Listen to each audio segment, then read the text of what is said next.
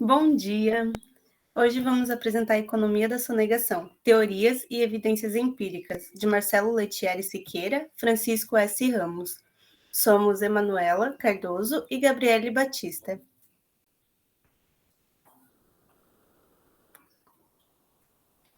Aqui a gente tem um pouco do que consta no artigo que a gente vai desenvolver mais para frente. Seria um pouco da literatura nacional e internacional sobre o nosso tema, né, sobre a sonegação dos impostos. Tem a diferença e a definição de sonegação fiscal e elisão fiscal. Tem uma análise sobre a mensuração da sonegação, os fatores que levam a uma sonegação e o que não leva a uma sonegação.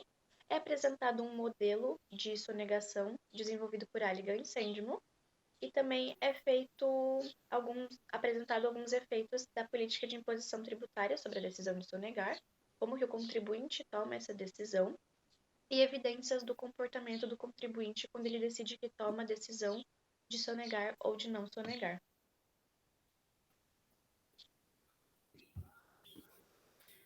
O objetivo do artigo é analisar como a teoria econômica trata a evasão fiscal, suas evidências empíricas nacionais e internacionais, sobre os níveis de sonegação e como eles são explicados pelas teorias desenvolvidas até 2004. Aqui a gente começa entendendo um pouco do artigo, né? Que apresenta a teoria, o estudo de Halligan e Sandemo, que eles foram os dois primeiros autores a estudarem sobre a evasão fiscal, e a base do modelo deles foi o modelo de Becker de 1968, que o tema dele foi sobre imposição legal, análise da sonegação fiscal. O foco do artigo é em como a probabilidade de detecção de fraudes afeta a sonegação. Como que as pessoas avaliam se eu posso ser detectado, eu vou sonegar mais ou sonegar menos. Então, é feita uma análise das políticas tributárias de imposição quanto à sonegação. Aqui a gente tem alguns conceitos, como, por exemplo, a da sonegação, ou também chamada de evasão fiscal, que ela é proibida por lei, é ilegal, e é quando o contribuinte entrega falsas declarações de renda para pagar menos impostos, daí a sonegação. Tem também a elisão fiscal, que ela é feita por grandes empresas por meio de transições para minimizar a quantidade de tributos pagos. Geralmente, dentro dessas empresas é feito um planejamento bem grande para poder ser dentro da lei. Então, eles avaliam minuciosamente a legislação e, com base no que tem na legislação, eles conseguem minimizar a responsabilidade tributária. A diferença, então, pela lei é que a sonegação é ilegal e a elisão ela é legal, porque ela é feita com base no que tem na lei já. E pelo ponto de vista econômico, é muito difícil você diferenciar sonegação e elisão, porque nos dois você deixa de pagar tributos. Então acaba que isso aumenta a taxa de sonegação, porque é difícil você ficar comparando uma com outra, dizendo o que é sonegação e o que é elisão. Elisão, tem um certo custo nisso. A curva de Laffer. Com o gráfico de Laffer, conseguimos ver o ponto em que os tributos se tornam um problema e acabam incentivando a sonegação. Interpretando o gráfico, vemos que do ponto 0 ao ponto 1, os impostos são reduzidos em termos de alíquota e os níveis de arrecadação consequentemente mais elevados. Dessa forma, incentivando os empresários a produzirem mais, já que uma parcela pequena dos lucros vão para os cofres públicos. E de contrapartida, o governo é estimulado a assumir outros gastos públicos. A partir do ponto 2, os impostos ultrapassam os limites da sociedade. O consumidor é desestimulado a consumir com o aumento dos preços. Assim, menos arrecadação para o Estado. Da mesma forma, para o empresário não é vantajoso uma grande produção, já que o governo teria uma boa parte dos lucros. Com o aumento dos impostos, acabam nos trazendo algumas condutas ilegais, que são a sonegação e a elisão.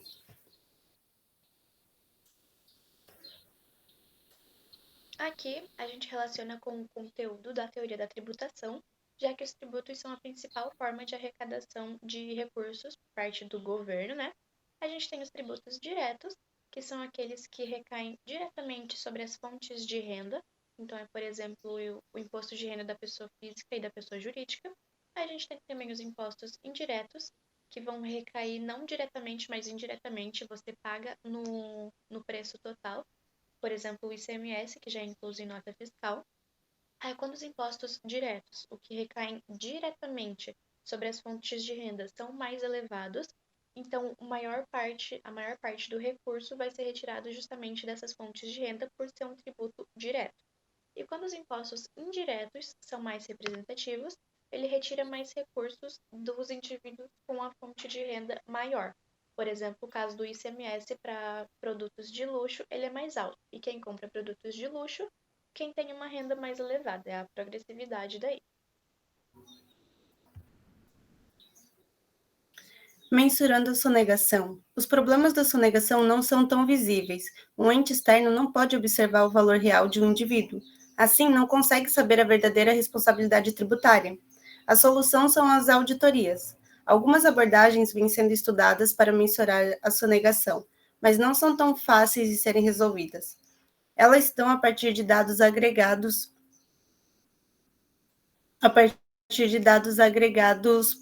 como demanda por moeda, renda nacional ou PIB. Outro método são as pesquisas amostrais, como cada fator influencia na decisão do contribuinte de sonegar. Estudos indicam que a sonegação é um fenômeno presente em muitos países, por exemplo, na Argentina, Espanha, Brasil. Países industrializados ocidentais sonegam entre 5% e 25% da arrecadação, e países menos desenvolvidos até 30%, 40%. Aqui a gente tem uma tabela, um gráfico visto também em sala de aula, que é como se divide a tributação, a relação dos pesos dos tributos. A gente pode observar que, por exemplo, no Brasil e na Argentina, o tributo que mais pesa é sobre o consumo, os tributos indiretos, no caso do ICMS, por exemplo. Já no Canadá e nos países da OCDE, os tributos que mais pesam são no Canadá, no caso, e também nos países da OCDE, os que mais pesam são os tributos sobre a renda, né, o imposto de renda, e tem também os tributos sobre a folha de pagamento e sobre o patrimônio, que daí eles são um pouco menores. Realmente os mais elevados, os mais visíveis, é sobre o imposto de renda, um tributo direto, e sobre os produtos de consumo, que seria um tributo indireto.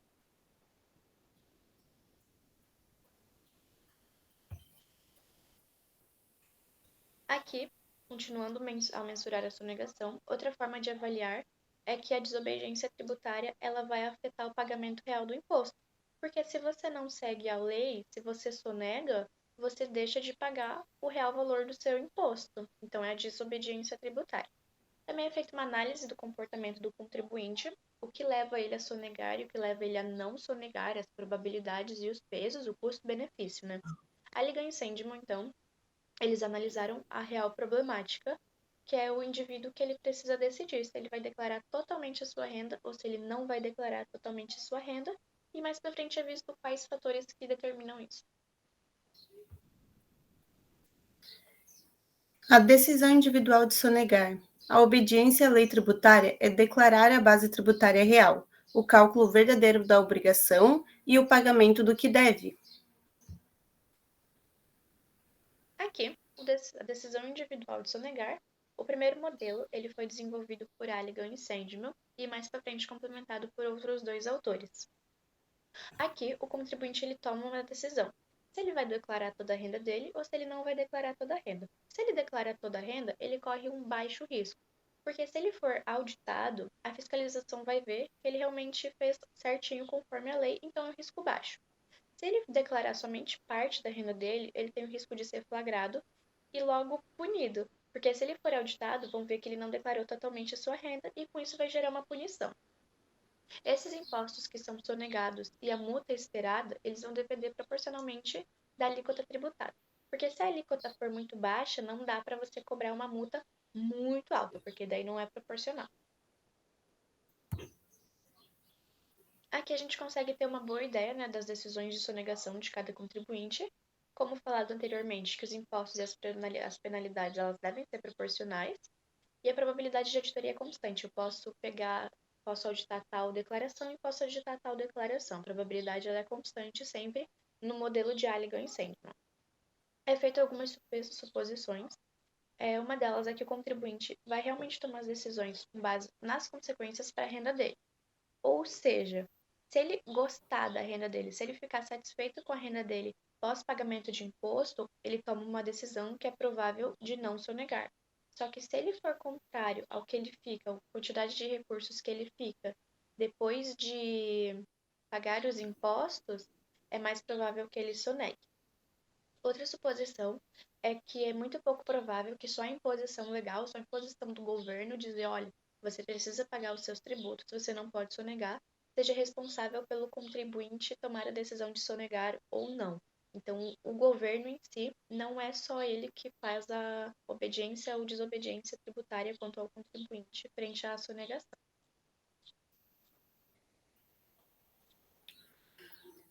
Sistema tributário brasileiro. Os principais problemas do nosso sistema são a quantidade de tributos existentes e o nível da carga tributária que é igual à sonegação e à injustiça fiscal. As extensões do primeiro modelo. Alguns indivíduos recebem serviços do governo por seus impostos pagos e tem sido mostrado que os serviços prestados pelo governo afetam as decisões de sonegação.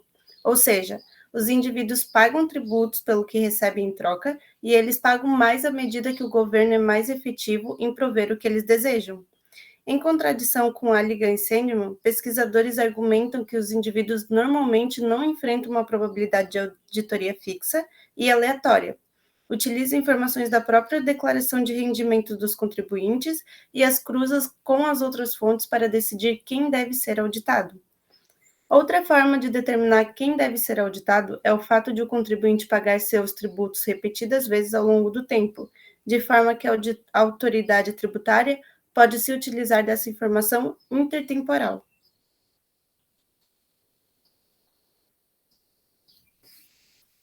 Aqui, a gente tem a primeira extensão do modelo de Halligan e Sandman, que foi desenvolvida por Kesselman em 1989. É uma teoria que ela é vista mais por cima dentro do artigo, e nela consta que ele desenvolveu modelos que há dois setores, o setor formal e o setor informal. Logo, se eles são diferentes, eles vão produzir bens distintos também. E a conclusão dele é que a sonegação sobre a arrecadação vai depender da elasticidade de substituição do consumo entre os dois setores. Então, o contribuinte ele vai ver o que é mais vantajoso economicamente para ele, se é consumido o setor formal ou se é consumido o setor informal. Então, isso vai variar de acordo com a demanda dele.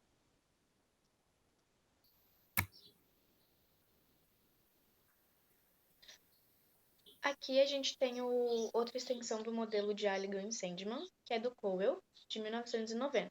O modelo dele diz que o contribuinte ele até pode evadir, ele até pode sonegar, só que ele também pode legalmente, né, dentro da lei, reduzir as obrigações dele, que daí seria a elisão fiscal que a gente já viu lá no começo. A conclusão dele, a partir da investigação dele, foi ele queria saber se a elisão poderia coexistir com a sonegação. Ele concluiu que o ótimo não seria uma igualdade entre os custos da sonegação e da elisão. Porque, como a gente viu anteriormente, você mensurar sonegação e elisão quando elas coexistem é muito difícil. Então, a conclusão dele é que não seria ótimo essa coexistência. Só que, até o momento, não tem nenhuma teoria que foi capaz de incorporar mais do que alguns poucos fatores sobre a sonegação, sobre a elisão, sobre essa parte da economia, porque é um campo muito vasto, um campo muito abrangente e não tem muitos estudos, muitas teorias sobre isso que abrangem realmente muitos fatores. Elas são um pouco menos refinadas. Políticas de imposição e a sonegação. É reduzida a dois parâmetros, a penalidade e a possibilidade de auditorias. Para diminuir a sonegação, a auditoria é realizada com maior frequência e multas elevadas, assim aumentando os gastos públicos. A solução seria punições mais severas. O artigo traz o exemplo de enforcamento. No Brasil, temos a malha fina.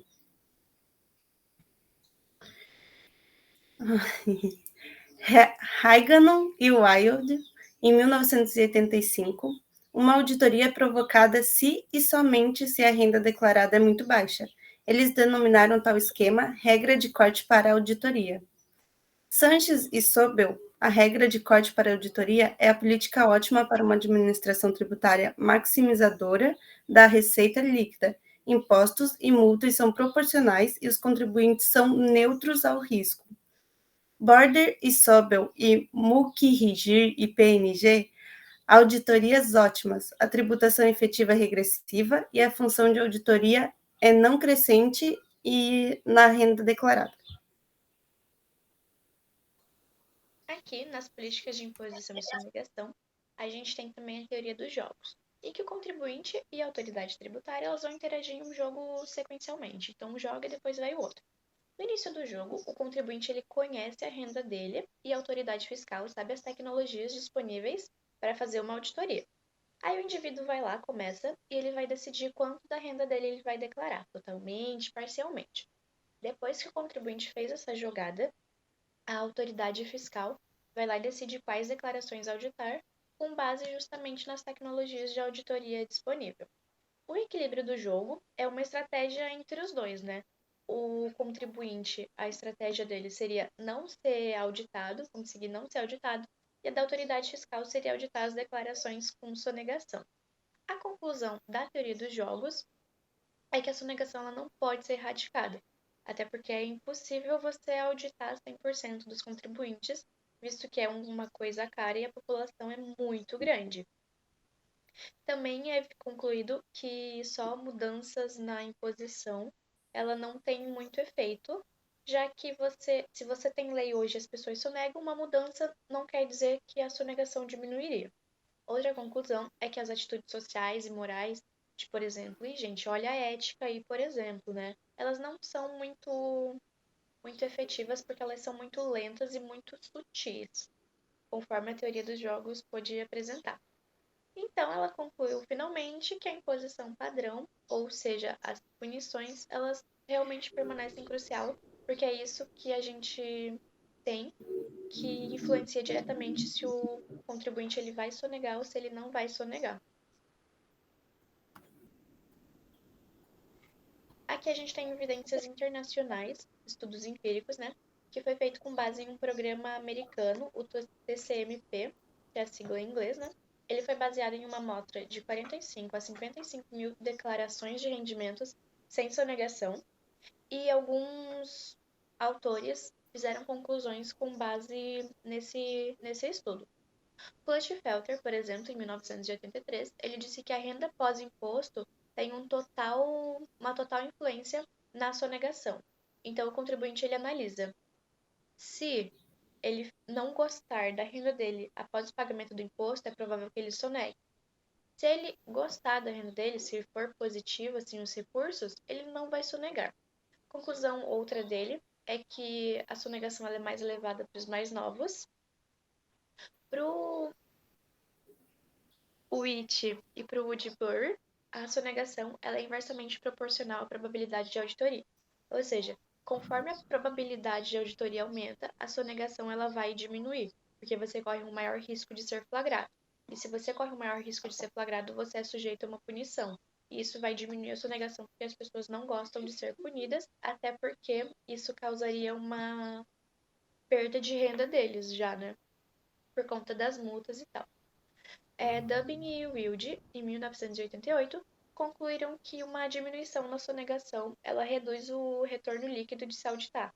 Então, não há uma necessidade de você gastar infinito de dinheiro com uma auditoria se a sonegação está baixa. Não é viável, porque você deixa de arrecadar um pouco, mas você gasta mais para se auditar. Então, não é viável e você pode, então, dedicar menos esforços à auditoria. O ponto fraco do TCMP é que somente relacionado com os declarantes, não trazendo, que é somente relacionado com os declarantes, não trazendo informações sobre os não declarantes, que deveria ser o foco, visto que trata da sonegação. Aqui a gente tem as evidências no Brasil, foi um estudo feito por Lettieri em 2004.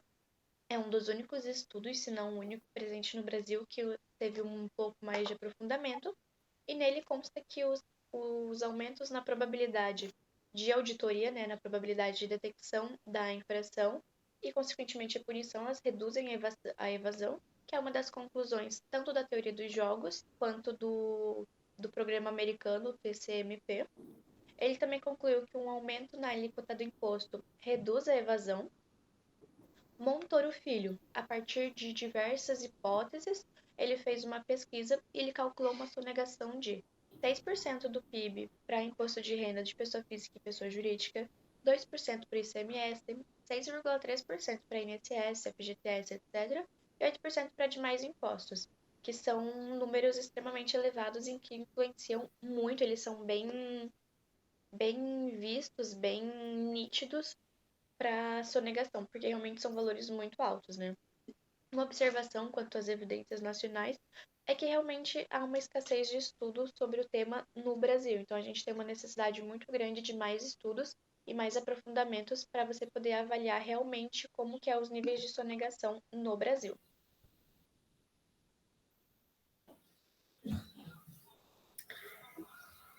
Na alternativa do imposto único, há duas vantagens: a insonegabilidade e a simplicidade. A ideia é aplicar uma alíquota em cima da movimentação bancária, substituindo hoje os 90 impostos existentes, e seria necessário aplicar uma alíquota 30 vezes maior para ter a arrecadação necessária para o Estado. Seriam 11% sobre cada débito bancário. Aí que a gente tem as considerações finais já do artigo, né? Complementando e abrangendo um pouco do que a gente já viu, é que ainda há pessoas que entregam falsas declarações, sabendo que estão entregando falsas declarações, e há outras pessoas que sonegam os impostos porque elas não compreendem as suas obrigações, elas não têm uma noção disso. Então, há a pessoa que sonega de sabendo que está sonegando e a pessoa que sonega não sabendo que está sonegando. A ameaça de detecção, né, uma auditoria, e a punição, elas influenciam diretamente a sonegação ou não sonegação, porque os contribuintes não gostam de ser punidos, porque isso afeta negativamente eles. É impossível você auditar 100% dos contribuintes, justamente por haver muitos contribuintes e por aumentar os custos. E se você aumentar o custo das auditorias, né, aumentar esse custo, você tem uma diminuição na sua receita. As pesquisas empíricas, nacionais e internacionais, elas dão um suporte de que a punição esperada ela realmente é relevante. Então, a punição ela tem um peso muito grande em vários momentos que a gente viu até aqui sobre a decisão do contribuinte de sonegar ou não. Os fatores éticos, eles têm um certo papel, mesmo que tendo um efeito sutil e bem devagar. E então a punição ela não deve ser abandonada, visto que é o ponto principal e o ponto-chave que mais influencia os contribuintes na decisão de sonegar ou não.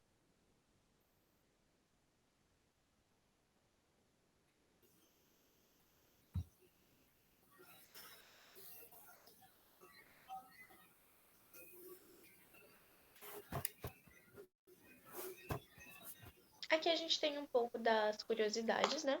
Que a gente trouxe de fora. É que o Brasil perde cerca de 417 bilhões de reais por ano com a sonegação. Aqui a gente tem mais uma evidência de que aqueles valores apresentados por Montoro Filho realmente são valores altos. Em 2018, o ICMS foi o imposto mais sonegado. Em 2019, foi o imposto de renda. O IBPT, ele concluiu através de pesquisas que as empresas de pequeno porte, 47% delas sonegam impostos, 31% das de médio porte sonegam e 16% das de grande porte sonegam. As maiores sonegações estão no setor industrial, depois nas empresas de serviços financeiros, depois nas empresas de prestações de serviços e depois no comércio. Só que se você for analisar só o ICMS, o comércio aparece em primeiro lugar. Outra curiosidade é que em novembro é onde tem a maior sonegação de impostos, principalmente o ICMS, justamente por ser o mês da Black Friday.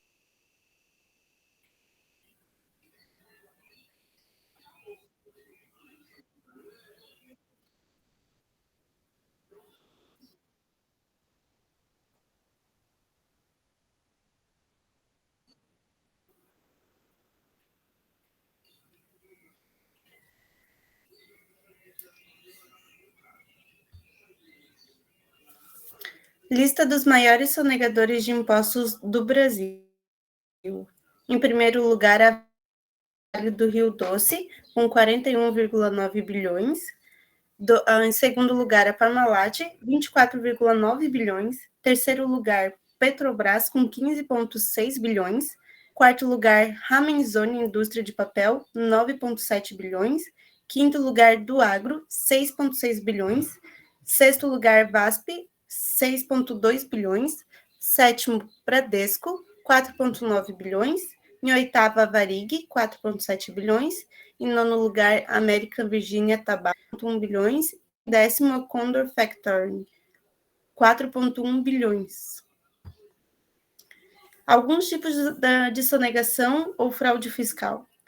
Venda sem nota, duplicidade de numeração de nota fiscal, passivo fictício ou saldo negativo de caixa, deixa de recolher tributos descontados de terceiros, doações irregulares. Conforme um estudo realizado pelo IBP em 2009, que previa a diminuição da sonegação, vemos como os índices diminuíram, sendo assim, em 2002, 32%, 2004, 39% e 2019 foi 15%. Muito obrigada. Tenha um ótimo dia. E aqui ficaram as referências.